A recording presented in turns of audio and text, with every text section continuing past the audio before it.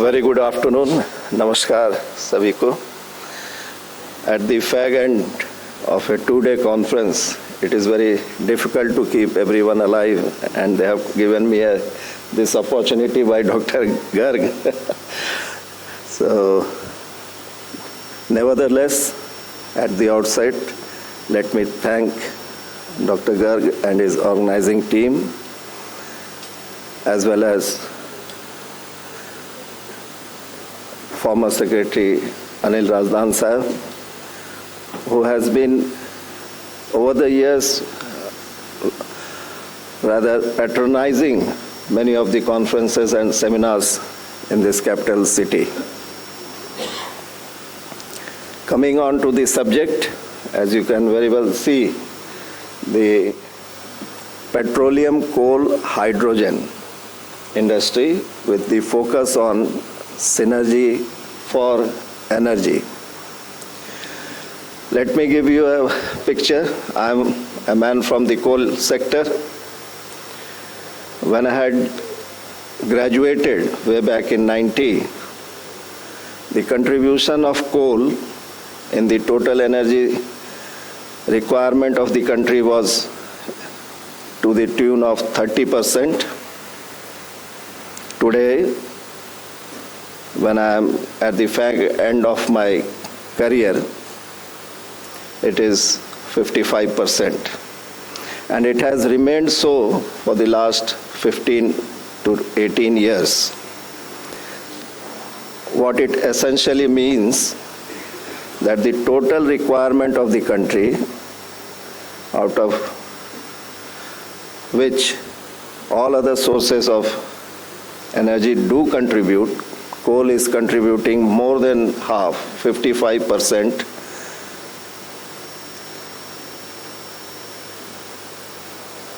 Coming on to the electricity front, we have in the country today approximately 470 gigawatt of installed capacity. Total installed capacity for electricity generation in the country is to the tune of 470 gigawatt, out of which 215 gigawatt is renewable energy, comprising of solar, wind, hydro, bio, etc. The balance 8 to 10 gigawatt is nuclear, and the balance is fossil-based thermal generation plants. Renewable energy, having an installed capacity of approximately, say, 46 to 47% in the present times, contributes to approximately 12% of electricity. It has to grow and mature along with the storage systems. Till then, we have to rely for our development on the fossil-based fuels, and that too in particular coal. The per capita electricity consumption in our country is to the tune of 1395 kilowatt hour. A developed country in our range with such huge population normally requires 4,500 to 5,000 kilowatt hour per person. Having set our sight or the target, as the Prime Minister says, 2047 for Viksit Bharat, till then it means that per capita consumption will increase, and that is to the tune of minimum 3 times what we are consuming per person today. So whatever renewable energy you are installing is not offsetting the fossil fuels. It is required for the development of the nation. So till 2047, at least, both the sectors, the fossil, non-fossil, the renewable energies, they have to continuously contribute for electricity generation and in the energy sector.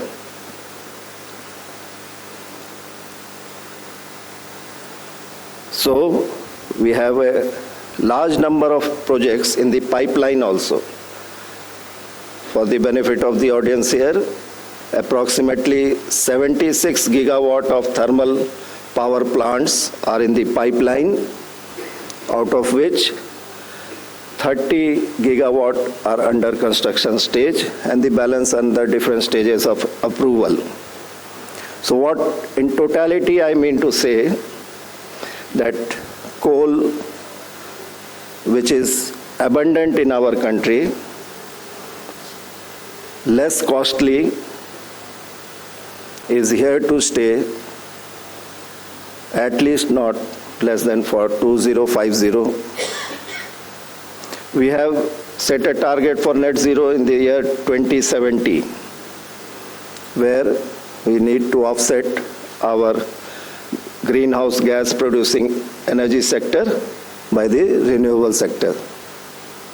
So, also one of the Panchamrit commitments has been that we need to install 500 gigawatt of renewable energy by 2030.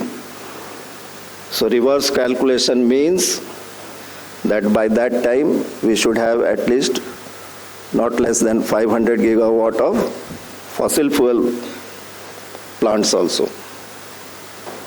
Now, coal mining does not produce greenhouse gases. Rather, the use of coal is the major contributor. We call it a dirty fuel.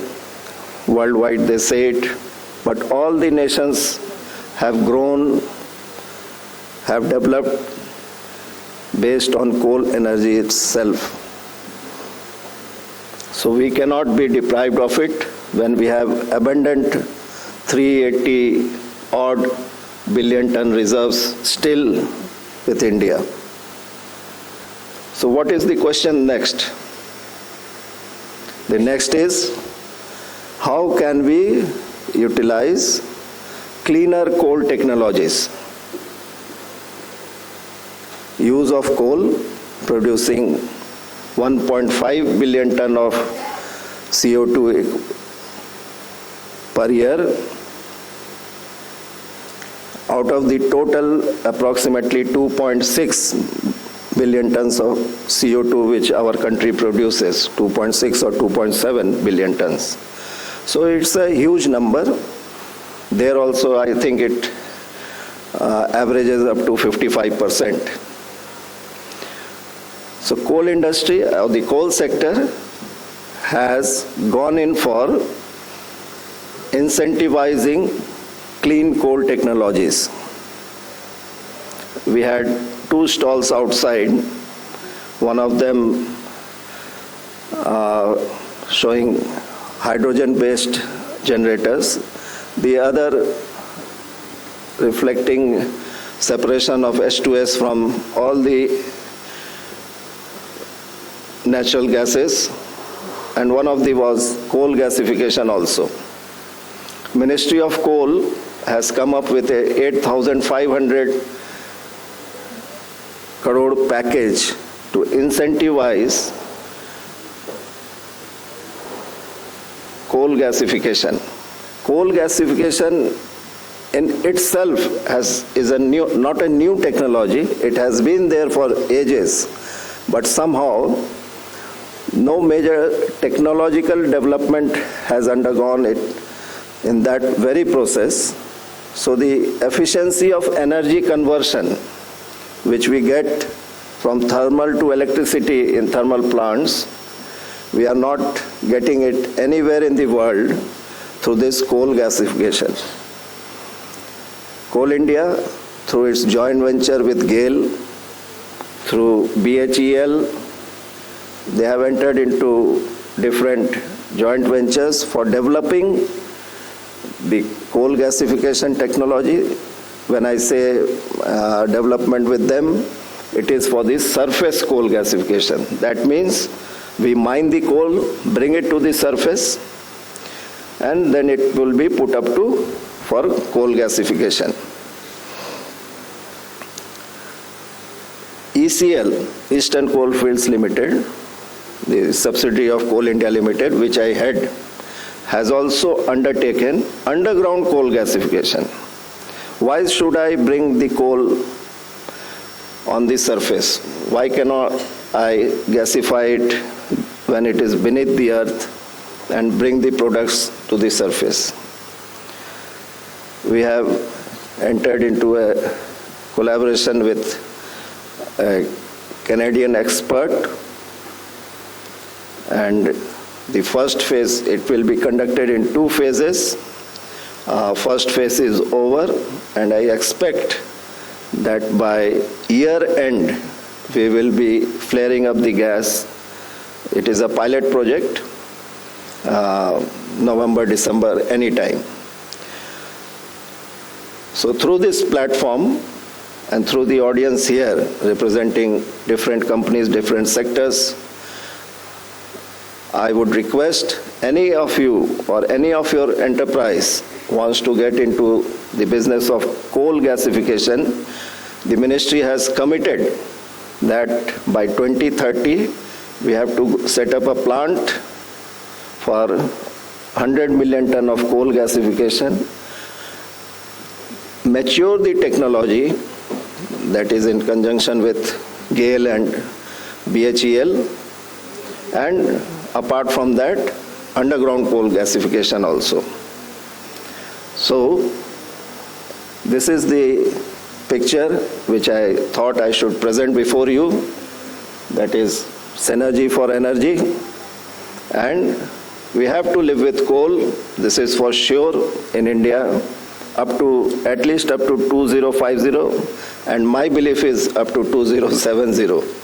So, King Coal, we say it, is here to stay.